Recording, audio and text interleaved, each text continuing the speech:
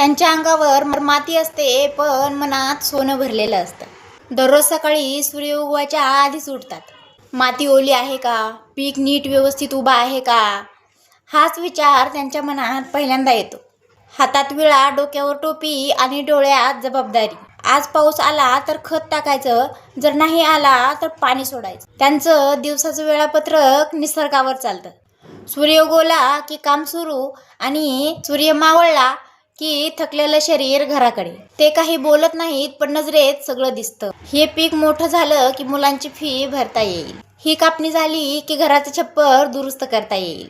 चांगले पैसे मिळाले तर मुलांना नवीन कपडे आणि चप्पल घेऊ. कधी उन्हात घाम गळतो तर कधी पावसात शरीर भिजतं. पूर्ण ओले होतात, पण तोंडावर एकच वाक्य असतं, देव देईल कष्टाला फळ आणि सगळं नीट होईल. संध्याकाळी ते घरी येतात. चिखलाने हातपाय माखलेले असतात, पण मनात समाधान भरलेलं असतं. आई विचारते, थकलात ना आज? हसतात आणि म्हणतात, हो थकलो जरा, पण झालं तेवढं काम बरं झालं. आणि पीक पण खूप मस्त छान दिसतंय बघ.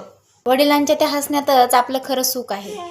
ते नुसते शेतकरी नाहीत, ते आपलं पोषण, पाठबळ आणि प्रार्थना आहे. कधी वाटतं जगात सगळं बदललं तरी वडिलांचे ते ओले पाय आणि चिखलाने भरलेले हात, त्यांचं हसू आणि त्यांची फाटकी कपडे हेच खरं सोनं आहे.